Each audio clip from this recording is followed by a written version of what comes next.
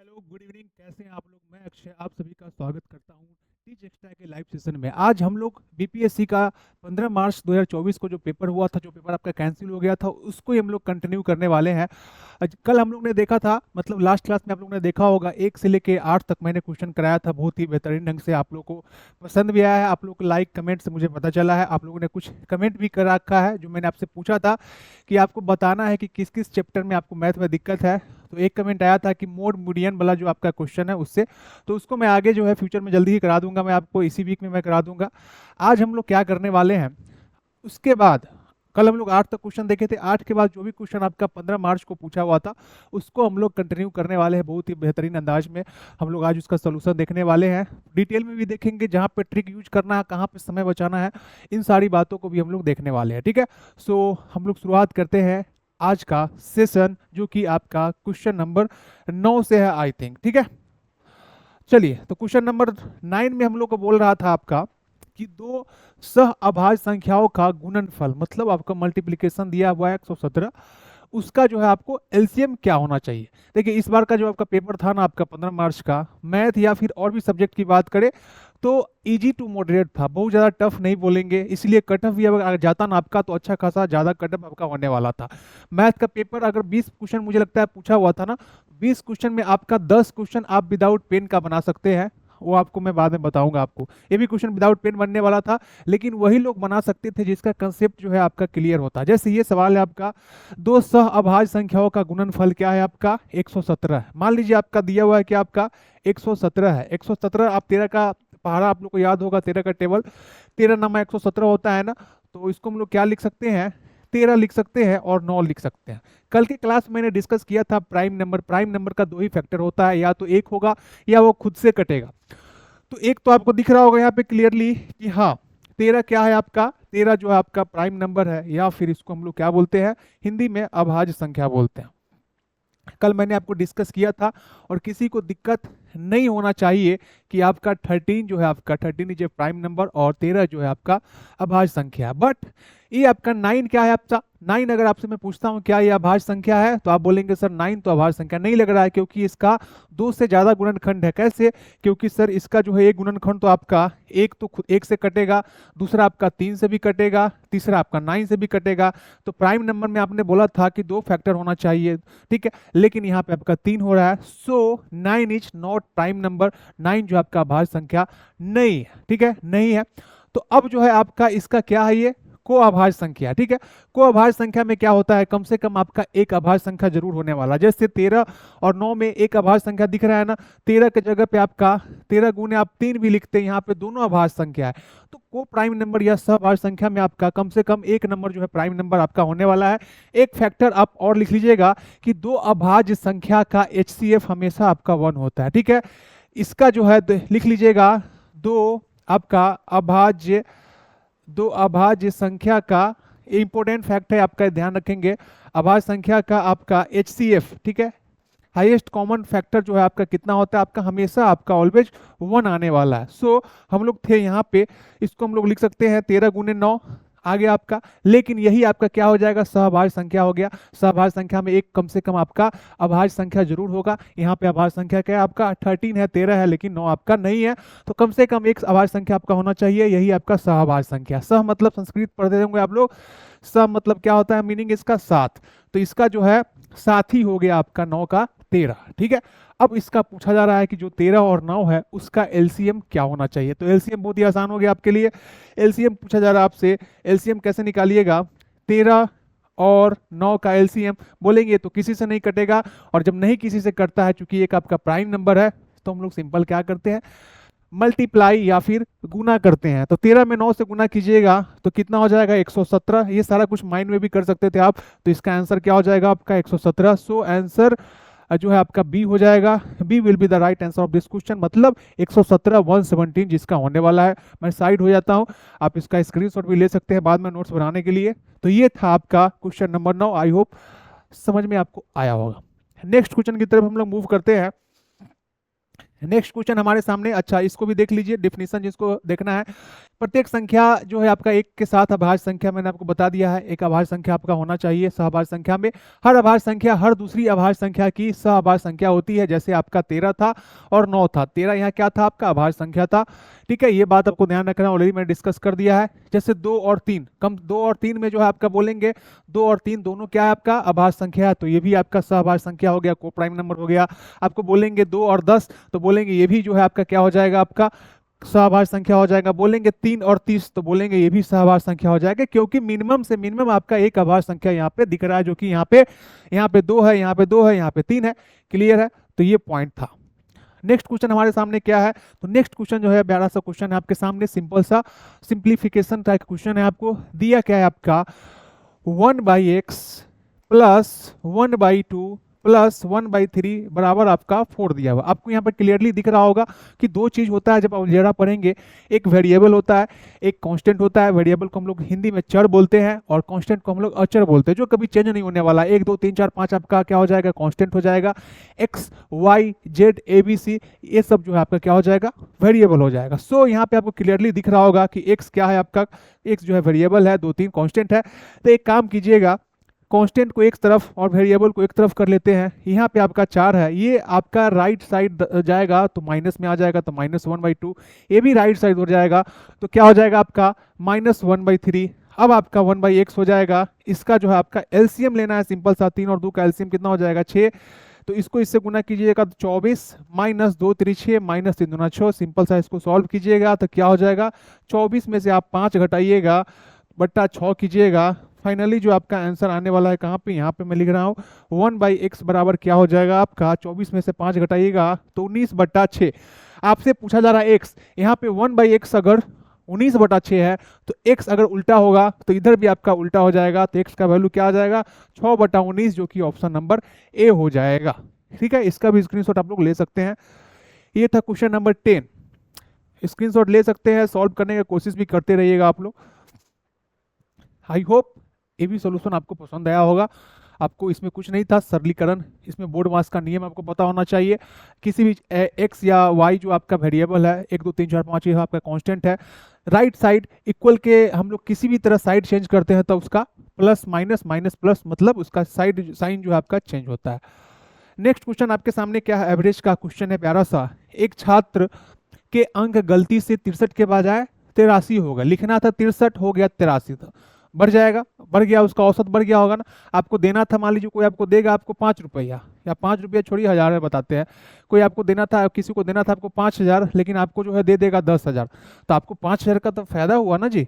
तो उसी तरीके से देना था 63, दे दिया 83, इस कारण से कक्षा का औसत अंक जो है कितना बढ़ गया, आपको आधा बढ़ गया, 0.2 0.5 आपका बढ़ गया। तो कक्षा में छात्रों की संख्या कितना है ये आपको बताना है। तो औसत का आपका बेसिक सा फॉर्मूला आपको पता है, एवरेज, या फिर आपका औसत क्या होता है आपका परिमाण। कल मैंने बताया था परिमाण, कल भी आया था ना आपका, परिमाण का योग डिवाइड हम लोग करते हैं आपका परिमाण का, जो भी आपका परिमाण है 1 2 3 4 5 वगैरह वगैरह बटा आपका टोटल संख्या कितना है। तो आपको औसत बोलिए तो कितना दिया हुआ है, औसत बोलेंगे आप, दिया हुआ है कितना बढ़ा औसत, आधा बढ़ गया, बढ़ गया बट नहीं गया, आधा हो जाएगा आपका 1/2। परिमाणों का योग आपको जो है क्या हो जाएगा, लिखना था 63, लिख दिया 83, तो कितना ज्यादा लिखा, तो आप बोलेंगे सर 83 में से 63 घटा दीजिएगा तो 20 आ जाएगा। तो ये वाला पार्ट आपका तो हाफ आ गया, ये वाला पार्ट आपका कितना आ गया, 20 आ गया। हमको निकालना है छात्रों की संख्या, तो छात्रों की संख्या हम x मान लेते हैं, तो x का वैल्यू क्या हो जाएगा 2 गुना 20, 20 का पारा तो आप लोग को पता है 40 होता है, सो 40 इसका आंसर हो जाएगा। ये भी क्वेश्चन जो है विदाउट पेन बन सकता था अगर आपको कंसेप्ट क्लियर होता। माइंड में एक तरफ हाफ, एक तरफ 20, हमको पता है 20 गुने 2 40 होने वाला, तो ये सारा कुछ आपका माइंड में चलेगा तभी जल्दी बना सकते हैं, विदाउट पेन बना सकते हैं। तो ये था इसका आंसर, इसका भी स्क्रीनशॉट आप ले सकते हैं। तो आई होप ये भी चीज समझ में आ गया होगा। क्वेश्चन नंबर 11 था हमारे सामने, इंग्लिश में भी सेम ही चीज आपका। अब बात करते हैं 12 का, तो 12 का थोड़ा सा मिसप्रिंट था, बट ये जो क्वेश्चन आपको दिख रहा है ना, यही जो है आपका इसका क्वेश्चन है। क्वेश्चन आपका मैं यहाँ पे फिर से राइट डाउन कर रहा हूँ। 5 के पावर जो है आपका क्या है, x + 3 है, बराबर आपका देखिए 25 को आप 5 का स्क्वायर लिख सकते हैं कि नहीं लिख सकते हैं? 25 को 5 का स्क्वायर बिल्कुल लिख सकते हैं। तो ये हो जाएगा 5 का स्क्वायर, और ऑलरेडी यहाँ पे दिया है 3x-4। अब आपको पता है घातांक करने आप लोग पढ़े हैं क्या? भर भर के क्वेश्चन इसको जो है आपका अगस्त में भी आया था, दिसंबर में भी आया था, और इस बार भी आया था आपका। ठीक है, तो घातांक करने का बेसिक से आपका रूल पता होना चाहिए। इसको जो है आपका मान लीजिए दिया हुआ है a के पावर x। ए जो है हमेशा आपका क्या होता है? आधार, या फिर इंग्लिश में हम लोग इसको बोलते हैं बेस। और ये जो पावर होता है इसको हम लोग पावर बोलते हैं, या फिर पावर हिंदी में क्या बोलते हैं इसको? घात बोलते हैं, नहीं? तो ये हो गया आपका। तो ये जब आपका कभी भी सेम होगा, जब कभी भी आपका बेस सेम होगा तो पावर भी ऑटोमेटिक सेम हो जाएगा। मतलब x+3 बराबर आप क्या लिख सकते हैं? 2 को उससे गुना कीजिए, या रहने देते हैं 3x-4। अब इसको सॉल्व कीजिएगा तो x+3 बराबर आपका 3 दूना 6x, माइनस में आपका 8। ये आपका उधर जाएगा, ठीक है, तो इसका साइन चेंज हो जाएगा, तो ये x हो जाएगा।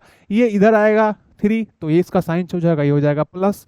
6 में से 1 घटाइएगा, 6x में से x, तो कितना हो जाएगा आपका? 5x बराबर आपका हो जाएगा 11।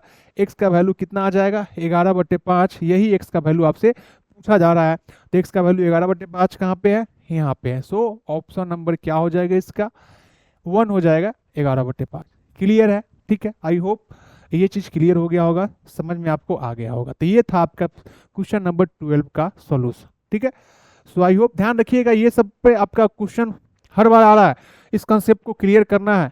मैं जो भी क्लास करा रहा हूँ आपको, जैसे फर्स्ट क्लास में आपने लिखा था कि सर मोड मीडियन में दिक्कत है, तो बताइएगा, उसको मैं करा दूंगा। इसी तरीके से मान लीजिए छोटा छोटा 2 पॉइंट है, ये मैं बात कर रहा हूँ 3.0 के लिए, क्योंकि 20 जुलाई को आपका पेपर है। 4.0 के लिए टेंशन नहीं है, मैं बहुत सारा कुछ कराने वाला हूँ, मैं आपको गेस करके ही बताने वाला हूँ। एग्जाम तब आपके साथ जुड़े रहेंगे, सारा सोल्यूशन भी कराने वाले। और ये जो भी चीज़ मैं करा रहा हूँ आपका प्रीवियस ईयर का सोल्यूशन जो है आपका, चाहे 15 मार्च का हो या फिर आपका 20 जुलाई का होगा फ्यूचर में, वो भी सॉल्व हम करा देंगे, या फिर दिसंबर में हुआ या फिर अगस्त में, आपको सारा का सोल्यूशन मैं आपको यहाँ पे करा दूंगा। चैप्टर वाइज भी बाद में कराएंगे। तो जिस चैप्टर में दिक्कत है, जिस टॉपिक में दिक्कत है, आप उसको कमेंट जरूर करके बताइएगा। तो ये था आपका 12 नंबर। 13 नंबर देख के थोड़ा सा स्माइल आना चाहिए, क्योंकि मैंने आपको बोला था ये आपका होमवर्क था। 13 नंबर याद कीजिए, 13 नंबर मैंने आपको होमवर्क दिया था, और कुछ लोगों ने इसका कमेंट करके बिल्कुल सही जवाब दिया था। मुझे नाम नहीं याद आ रहा है, बट कमेंट किया था, मैंने देखा था आपका कमेंट, मैं आपका देखते रहता हूँ और रिप्लाई भी मैं करता हूँ।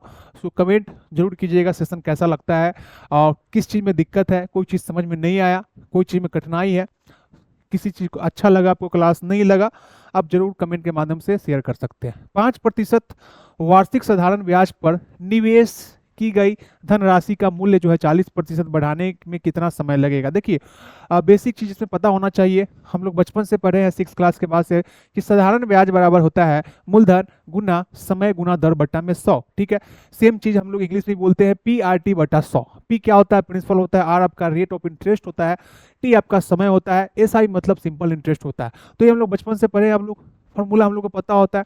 लेकिन बहुत सारे लोगों को अभी भी कंफ्यूजन होता है कि पी क्या होता है, आर क्या होता है, टी क्या होता है। तो इसके लिए हम लोग एक डिटेल वीडियो बनाएंगे कभी इस पे। लेकिन फिलहाल ये समझिए कि जब किसी दोस्त से आप उधार लेते हैं, मान लीजिए किसी आपको मोबाइल खरीदना है, आपको पैसे की जरूरत है, तो किसी दोस्त को बोलिएगा यार हमको 10,000 रुपया दे दो, हम तुमको दे देंगे 2 महीना के बाद। तो दोस्त बोलेगा हमको क्या फायदा होगा? तो आप बोलेंगे चलो तुमको हम 5% तुमको हम इंटरेस्ट दे देंगे, ठीक है। या 1 साल के लिए आप लोग 10,000 रुपया ले रहे हैं, या फिर कहीं से आप EMI पे कोई प्रोडक्ट लेते होंगे, फ्रिज, वॉशिंग मशीन, कूलर, अलमीरा, या फिर और भी कोई electronic gadgets, laptop item, anything. So आप जो पैसा ले रहे हैं किसी से, वो आपका मूलधन हो गया। कितने समय के लिए ले रहा है? क्या आप 2 महीने के लिए ले रहा है, क्या आप 2 साल के लिए ले रहा है, ये आपका समय हो गया। तो कोई आपको बोलेगा बैंक से लोन लीजिएगा तो 10% लगेगा, 5% आपका रेट ऑफ इंटरेस्ट लगेगा। तो प्रतिशत में जो भी दिया रहेगा आपका दर, हिंदी में, इंग्लिश में रेट ऑफ इंटरेस्ट बोलते हैं। और कुछ समय के बाद बैंक से जो भी आप उधार लेते हैं, लोन लेते हैं, 1,000 रुपया मान लीजिए, 10,000 रुपया लिए हैं, तो 10,000 आपका मूलधन हो गया जो आप उधार लिए हैं। 2 साल के बाद जो साधारण ब्याज आप दीजिएगा ना, मूलधन के साथ साथ ये 10,000 तो दीजिएगा ही, साधारण ब्याज निकालिएगा, उसके साथ जो ऐड करके दीजिएगा, उसी को हम लोग इंग्लिश में अमाउंट या फिर हिंदी में हम लोग मिश्रण इसको बोलते हैं, ध्यान रखेंगे। तो ये पार्ट आपको पता होना चाहिए। सवाल आपका बिल्कुल सिंपल था, ये भी सवाल जो है विदाउट पेन ही बनने वाला था, बट कोई बात नहीं। 5% यहाँ रेट दिया हुआ है, बेसिक फार्मूला आपको पता है साधारण ब्याज का क्या होता है, P गुना R गुना टी बटा में 100। देखिए यहाँ पे दिया क्या क्या है, तो धन राशि का मूल्य 40% बढ़ने में कितना समय लगेगा। तो मान लीजिए कोई सामान आपका 40 है, 100 है और बढ़ के कितना हो जाएगा 140। तो कभी भी कोई चीज़ दिखा रहता है आपको, कोई चीज़ बढ़ के हो जाता है, तो ये आपका हमेशा क्या होता है, ये जो है आपका मूलधन हो जाता है। ठीक है, और जो बढ़ के हो जाता है आपका 100 के साथ साथ आप 40 जोड़िएगा तो 140 आपका क्या होता है, मिश्रधन। तो ये आपका मिश्रधन हो जाता है। और एक फॉर्मूला आपको पहले से पता होगा, मिश्रधन हमेशा जो है आपका जो मूलधन 10,000 रुपया बैंक से लिए हैं वो, साथ में जो ब्याज होगा साधारण ब्याज एसआई, वो ये जोड़ के आपको आता है। ठीक है, तो यहाँ से आपका जो है पता चलेगा आपको कि मूलधन 100 है, मिश्रधन आपका 140 है, तो ब्याज यहाँ से क्या निकलेगा, एसआई जो है आपका क्या हो जाएगा, मिश्रधन में से आप क्या घटाएंगे, मूलधन। मिश्रधन यहाँ पे क्या सब समझाने के लिए बता रहे हैं आपको, मिश्रधन आपका कितना है 140 है, मूलधन आपका कितना है 100 है, इसको जब घटाइएगा तो 40 आ जाएगा। आपको पता चल गया कि 40 जो है आपका क्या है, 40 जो है आपका मूलधन है, सॉरी क्या है आपका साधारण ब्याज है। तो इसके जगह पे 40 लिखिएगा। पी आपको पता है कितना है 100 है, आर आपको पता है 5 है, समय आपको नहीं पता है टी मान लीजिए बटा में 100 कीजिए, इसको सॉल्व कीजिएगा तो इससे ये कट गया, 5 से कटेगा 5 अट्ठे 40, तो टी जो है आपका 8 वर्ष जो इसका आंसर आ जाएगा, 8 ईयर जो इसका आंसर आ जाएगा, ऑप्शन नंबर सी। 13 का क्या हो जाएगा आपका, सी हो जाएगा। तो इसका भी स्क्रीनशॉट ले लीजिए। सिंपल सा क्वेश्चन था, ये सारा कुछ जो मैंने बताया ना ये सब माइंड में ही करना था कि अच्छा 40% बढ़ गया, 100 से 140 हो गया, 100 आपका मूलधन हो गया, 140 मूलधन हो गया, 40 आपका साधारण ब्याज हो गया। तो इस तरीके से आप इसको बना सकते थे। क्लियर है, तो ये बात आप ध्यान रखेंगे। साधारण ब्याज का जो भी आपका क्वेश्चन होता है, मैक्सिमम क्वेश्चन आपका इसी दोनों फॉर्मूला पे आपका बनता है। क्लियर है, चलिए नेक्स्ट क्वेश्चन की तरफ हम लोग मूव करते हैं। क्वेश्चन नंबर आपका क्या है 14, क्षेत्रमिति मेंसुरेशन का आपका क्वेश्चन आ गया है। और घन पे आपका एक सवाल आपको आता है, दो घनों का आयतन का अनुपात दिया हुआ है, volume of the two cube is given 8:27, उसके सतह का क्षेत्रफल आपसे पूछा जा रहा है। तो कुछ बेसिक चीज आपको पता होना चाहिए। यहाँ पे मुझे लगता है वो चीज नहीं कर पाएंगे, ठीक है कोई बात नहीं। देखिए घन जो है आपका कुछ इस तरीके का होता है, आप लोग लीडो खेले होंगे ना, लीडो खोले होंगे तो आपका जो डाइस जो होता है आपका कुछ इस तरीके का दिखता है ना। तो घन जो है, या फिर आप क्यूब जमाते होंगे, गर्मी के समय बर्फ यूज करते होंगे, तो आपका जो है इसमें 6 फेस होता है। एक जैसे मान लीजिए क्यूब है, मैं जिस रूम में हूँ, मैं जिस स्टूडियो में, एक आमने एक सामने 2 फेस, एक अगल बगल 4 फेस, एक ऊपर नीचे 6 फेस हो गया। इस तरीके का कुछ घन हो गया। तो घन के बारे में आप कुछ बेसिक चीज पता होना चाहिए। घन का जो आयतन होता है या फिर वॉल्यूम होता है आपका, अगर इसका साइड जो है, हमेशा साइड सबका सेम होने वाला है, ठीक है, सारा का सारा भुजा या साइड आपका ये हो जाएगा। तो घन का आयतन क्या होता है आपका, ए क्यू होता है, ये पता होना चाहिए। ठीक है, सरफेस एरिया बात करें तो इसका क्या होता है आपका 4a² होता है। ठीक है, टोटल सरफेस एरिया की बात करें तो आपका कितना होता है 6a² होता है, ये चीज पता होना चाहिए। इसके अलावा घन के बारे में एक और भी ध्यान रखेंगे, घन का जो डायगोनल होता है या फिर विकर्ण होता है आपका √3a।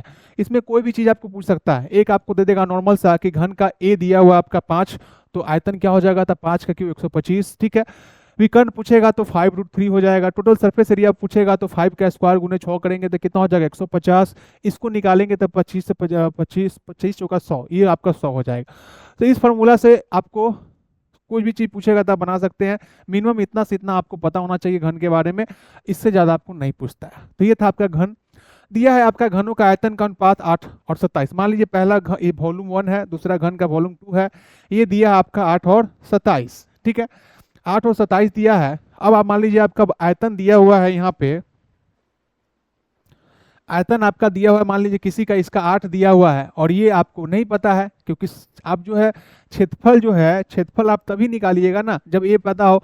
ए यहाँ से पता होगा, ए का वैल्यू क्या हो जाएगा आपका क्यूब में आपका 8, जिसका मतलब क्या होता है आपका 2 होता है। ठीक है, इसी तरीके से आपको पता चल गया कि यहाँ पे इसका मान लीजिए A1, इसका 2, मतलब वॉल्यूम जिसका V1 है उसका जो है आपका भुजा क्या हो जाएगा आपका 2 हो जाएगा, और इसका जो है जिसका 2 है कितना हो जाएगा 3 आ जाएगा।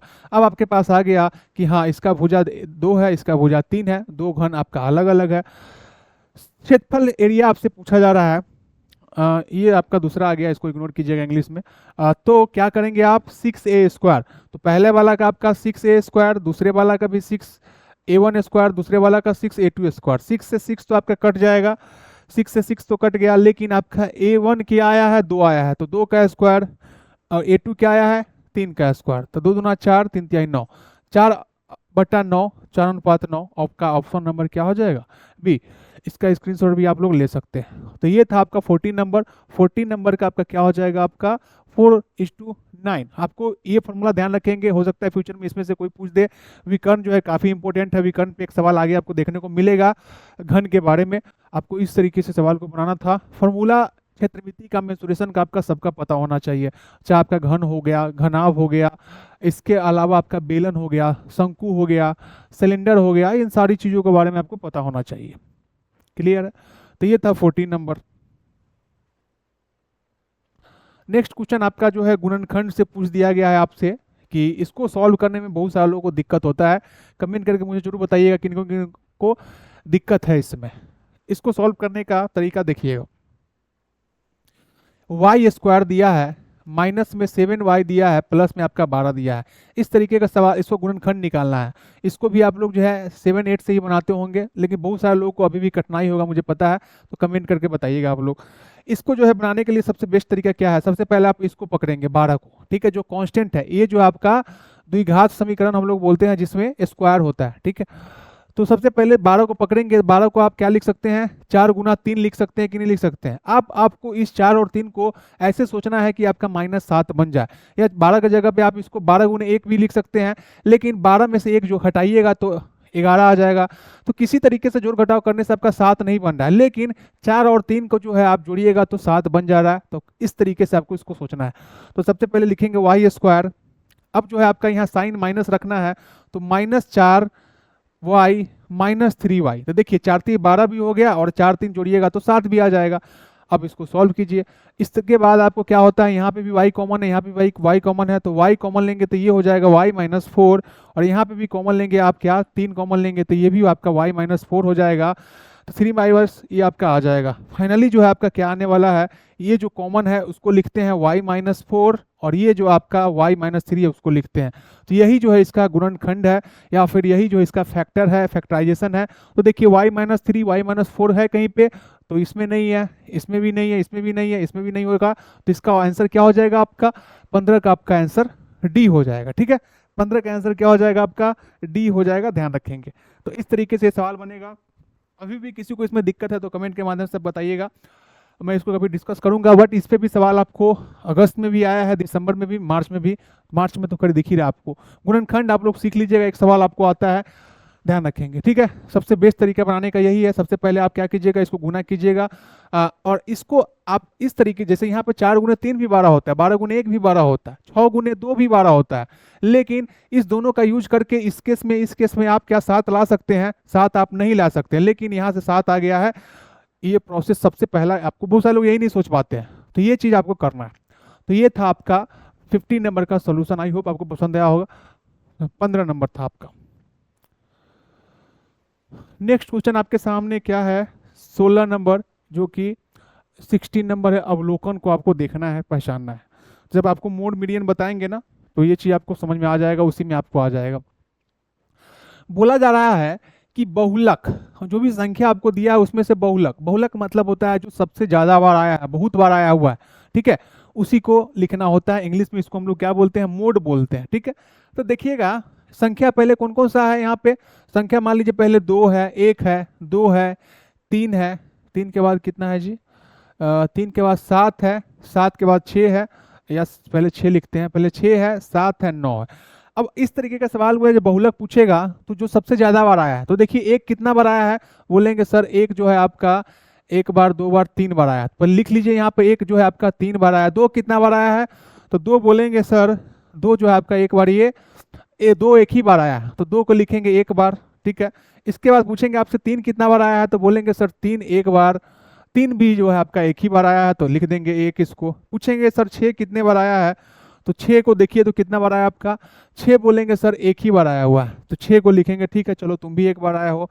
सबको देखना है ध्यान से आपको, ठीक है। पूछेंगे 7 कितने बार आया है, तो 7 बोलेंगे सर 7 भी जो है आपका 2 बार आया, 1 बार यहाँ, 1 बार यहाँ, तो 7 आपका 2 बार आ गया है। आपसे पूछेंगे कि बताइए 9 कितने बार आया है, तो बोलेंगे 9 जो है एक बार, 9 जो है दो बार, तीन बार, तो आप बोलेंगे 9 जो है आपका 3 बार आया है। अब जो है बाकी ये सब तो आंसर नहीं होगा क्योंकि ये कम वाला है, आपसे पूछा गया है बहुलक, तो आप आंसर किसको लगाइएगा? एक तो बहुलक एक भी 3 बार आया है, एक जो है आपका 9 भी 3 बार आया है। मान लीजिए 9 आपका 2 बार आया रहता तो आंसर क्या हो जाता आपका? ये वाला हो जाता कि एक इसका आंसर होता। लेकिन ये दोनों बराबर बराबर है, बोलेगा कि हम भी मैदान में है तुम भी मैदान में हो, मतलब दोनों में बराबरी का युद्ध होगा। तो क्या हो जाएगा आंसर इसका? एक भी होगा और 9 भी होगा, एक भी होगा 9 भी होगा। तो इस केस में इसका आंसर तो आप लोगों को पता ही है, समझदार है ही आप लोग।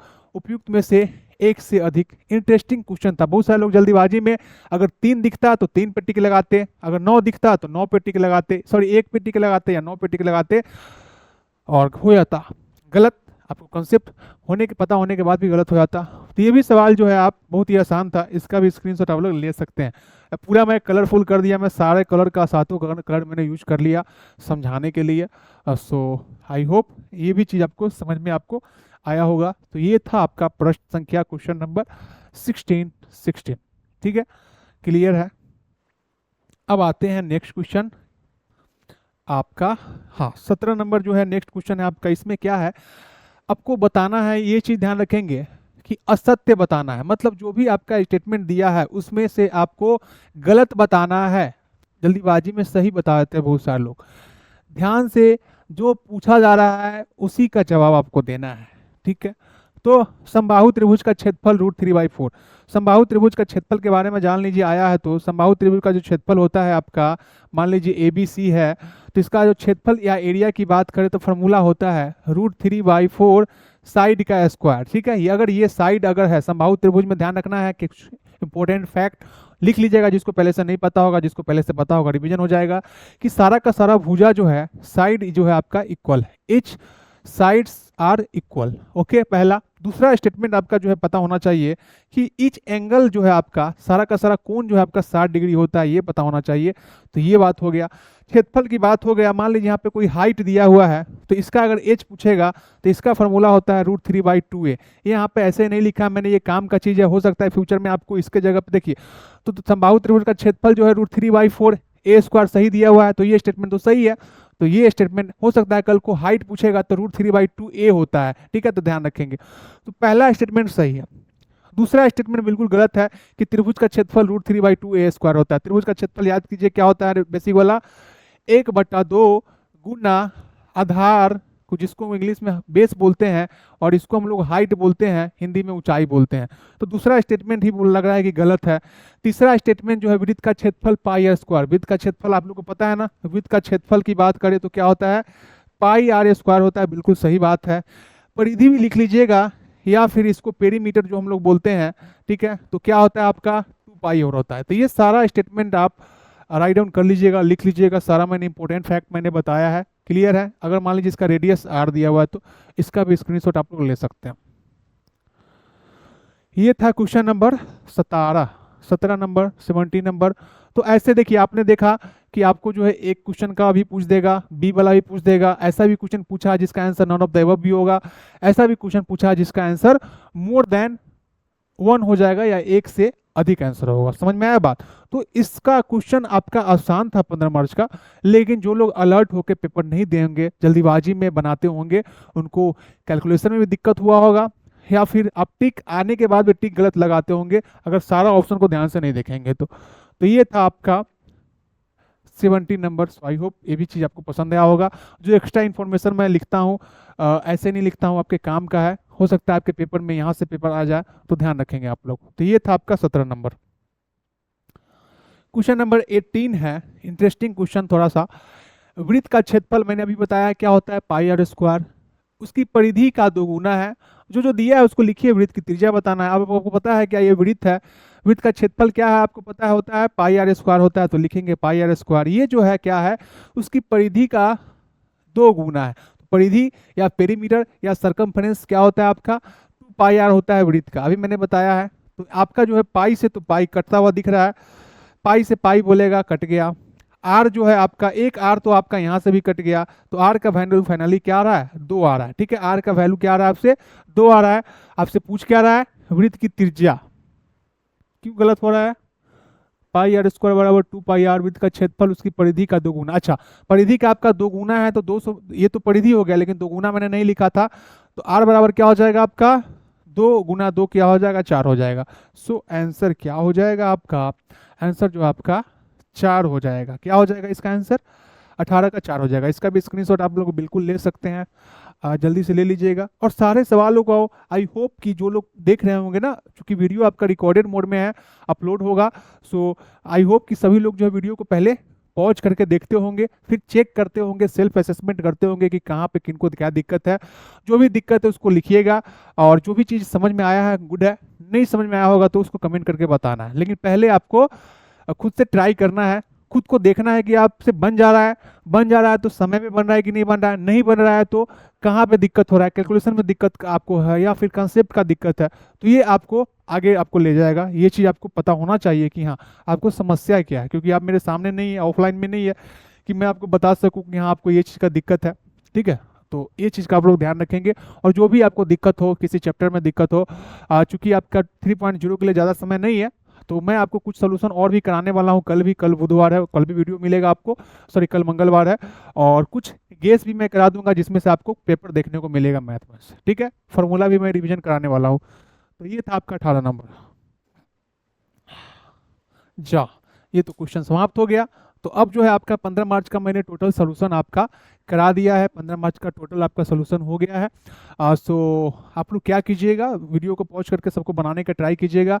और फिर हम लोग नेक्स्ट क्लास जो आपका होगा, अपकमिंग क्लास जो आपको मिलेगा, वो आपको मैं मार्च से हो गया है, आपका दिसंबर का मैं आपको सोल्यूशन कराने वाला हूँ। और एक चीज़ आप लोग और कीजिएगा कि कमेंट करके बताइएगा कि किसी चैप्टर में आपको दिक्कत है या नहीं है। मैं कुछ गेस भी आपको करके बताने वाला हूँ, सबका सोल्यूशन मैं आपको बता ही रहा हूँ। अगस्त का भी बता देंगे, अगस्त का मैंने ऑलरेडी बहुत पहले मैंने सोल्यूशन करा दिया था, बट फिर से मैं सोल्यूशन आप करा दूंगा। एक चीज़ कमेंट करके और भी आप लोग बताइएगा, क्या लाइव क्लास में लूँ, चूँकि आपको अभी रिकॉर्डेड मोड में क्लास मिल रहा है, तो आप बता दीजिएगा कमेंट के माध्यम से, तो 1-2 दिन जो है आपका लाइव भी आ जाएंगे। और समय जो आपका शाम का ही होगा, जनरली आपका 4 बजे के आसपास का होगा या 3 से 4 के आसपास का होगा, ध्यान रखेंगे। तो ये था आज का क्लास सेशन, को ज़्यादा लंबा नहीं करेंगे, इसलिए छोटा छोटा क्लास बना रहा है ताकि आप लोग ज़्यादा बोरिंग ना लगे, इंटरेस्टिंग लगे। जितना ही कराया जा रहा है उतना को आप अच्छे से देखें, समझे, और उसका यूज जो है आपको मिल सके, आपको हेल्प मिल सके, आपके प्रिपरेशन के दौरान आपके एग्जाम में अच्छा नंबर आप लोग मिल सके। ठीक है, सो ज़्यादा लंबा सेशन को हम लोग नहीं करने वाले हैं, आज का सेशन यहीं तक है। किसी को कोई भी दिक्कत होगा तो आप कमेंट करके बता सकते हैं, कोई चीज़ पूछना होगा तो कमेंट करके बताइएगा, मैथ में कोई दिक्कत हो तो बताइएगा, मैथ में एनी टाइप किसी भी तरीके की कोई दिक्कत होगा तो बताइएगा। एक बात और भी ध्यान रखेंगे, चाहे आपका मैथ में आप बिहार एसएससी वाले हो, या फिर आप बिहार डीलेड वाले हो, या फिर बीपीएससी 4.0 वाले हो, किन्हीं को मैथ रिलेटेड कोई भी दिक्कत होगा, अगर आपको लगता है कुछ कोर्स लेना है आपको, तो इस नंबर पे आप कॉल कर सकते हैं। ऑलरेडी आपका बीपीएससी का भी कोर्स आपका चल रहा है निर्माण बैच के नाम से। ठीक है, और निर्माण बैच का जो है आपका कुछ फीस भी आपका चेंज होकर आने वाला है, आपका कम हो जाएगा। जो लोग भी 4.0 वाले, 3.0 वाले नहीं जुड़िएगा, 4.0 वाले जो भी लोग उसको जुड़िएगा। इसके अलावा हम लोग का चैनल आपका आपके वर्मा जी है, जिसपे हम लोग डीलेट का भी प्रिपरेशन शुरू कर दिए हैं। मैथ और साइंस का क्लासेज वहाँ पे हो रहा है, सोशल साइंस और रीजनिंग का भी क्लास बहुत जल्द आपका होने वाला है, इंग्लिश का भी वहाँ पे चल रहा है। तो जो लोग भी डीलेट इंट्रांस का प्रिपरेशन कर रहे होंगे, या फिर बिहार एसएससी का भी, क्योंकि मैं जो मैथ वहाँ बताने वाला हूँ ना, वहाँ पे भी आपको बीपीएससी का भी आपको क्वेश्चन देखने को मिलेगा, थोड़ा सा लेवल बढ़ाने के लिए बिहार डीलेट का भी मिलेगा, और बिहार एसएससी का भी वहाँ पे क्वेश्चन देखने को मिलेगा। तो वहाँ पे भी आप लोग आके दे सकते हैं। जो प्योर बीपीएससी वाले हैं, आप सिर्फ यहीं से देख के काम चला सकते हैं, चाहे 3.0 वाले हो या फिर 4.0 वाले। ठीक है, सो थैंक यू, बहुत बहुत धन्यवाद आप लोगों का। फिर से हम लोग मिलते हैं नेक्स्ट सेशन में, नेक्स्ट डे नेक्स्ट वीडियो के साथ। तब तक के लिए bye, take care, all the best. ठीक है, ओके, बाय बाय। कमेंट के माध्यम से आप लोग जरूर बताइएगा आज का सेशन कैसा लगा है, लाइक भी कीजिएगा, शेयर भी कीजिएगा। जितने लोग भी 3.0 देने वाले, आप लोग के कहने पे ही 3.0 का क्लास मैंने शुरू किया था, सो इस बात को ध्यान रखेंगे। शेयर भी कीजिएगा, लाइक भी कीजिएगा, कमेंट भी कीजिएगा, कैसा आपको क्लास लगा है, और कोई दिक्कत हो वो बताइएगा। Okay, bye bye.